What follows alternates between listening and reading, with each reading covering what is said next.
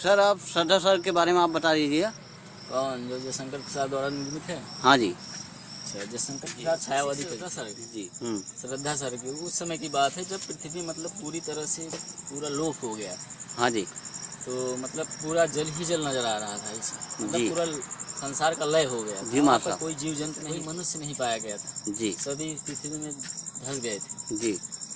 उस समय इंद्र भगवान ने जो है वहाँ से एक मतलब परी को, मतलब देवी जी जो होती हैं, इंद्रलोक की परियां जो होती हैं, वहाँ से एक श्रद्धा थी जी और एक मन थे, मतलब वहाँ पर भेजे पृथ्वी पर मानव का रूप धारण किया था जी। और श्रद्धा जो थी वो प्रेमी का रूप धारण की थी और ईड़ा जो थी बुद्धि का प्रतीक थी जी।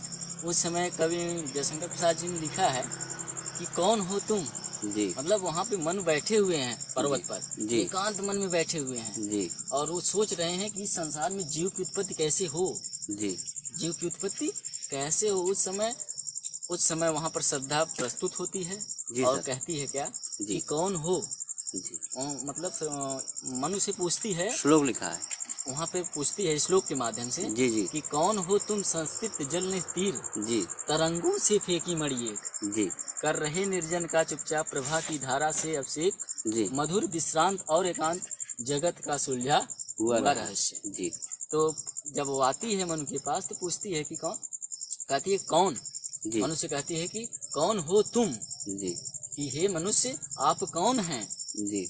संस्कृत जल निधि तीर, जल निधि मतलब इस संसार की जो लय हुआ है, जो जलाजल नजर आ रहा है, उस समय कहती है जल निधि माने महासागर होता है जी, जल निधि माने महासागर। कौन हो तुम जल निधि तीर जी, मतलब इस समुद्र के किनारे पर जी, समुद्र के किनारे पर बैठे हुए जल निधि तरंगों से, जिस तरह से समुद्र में एक लहर आती है जी, लहर में तमाम प्रकार के मोती हीरे जवाहरात किनारे पर आ जाते हैं जी, उससे मोती की तरह जी, तरंगों से फेंके हुए मोतियों के समान, मतलब उनका उपमा दिया जा रहा है कि तरंगों से फेंके हुए मोतियों के समान जी। कौन हो तुम संस्कृत जल ने तीर, तरंगों से फेंकी मड़िए कर रहे निर्जन का चुपचाप जी। मतलब इस निर्जन मतलब जहाँ पर कुछ न पाया जाए, निर्जन माने जहाँ पर पेड़ पौधे भी न नजर आए जी, एकदम झंझनाहट की आवाज हो जी, एकांत की आवाज हो जी, कर रहे निर्जन का चुपचाप, मतलब इस एकांत में बैठे हुए आप चुपचाप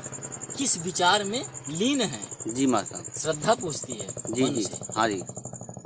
तब वहाँ मनु जब श्रद्धा की आवाज को सुनते हैं जी, एकाएक सोच में बैठे हुए हैं और श्रद्धा की आवाज को जब सुनते हैं तो कहते हैं कि सुना मनु ने यह मधु रहा है जी। जब उसकी आवाज को उन्होंने सुना तो उन्होंने कहा कि सुना मनु ने यह मधु गुंजार मधुकरी सा लगा सानंद जी, खिला हो ज्यों बिजली का फूल मेघ वन बीच गुलाबी रंग जी। तो जब सुना मनु ने यह मधु गुंजार, जब मन को जब उसकी आवाज, श्रद्धा की आवाज सुनाई देती है तो उनकी आवाज मन को कैसे सुनाई देती है, कवि ने लिखा है, जयशंकर प्रसाद जी ने लिखा है जो कि छायावादी कवि हैं, इन्होंने अपने इस काव्य में इतना उपमा दिया है कि काव्य की शोभा, काव्य सौंदर्य ही बढ़ गया है जी जी। तो सुना मनु ने यह मधु गुंजार जी, कि जब मनु ने श्रद्धा की आवाज को सुना, उसकी आवाज को, गुंजार को सुना, तो उसे उसकी आवाज, मनु को श्रद्धा की आवाज ऐसे लग रही थी मानो जैसे एक मधुकर की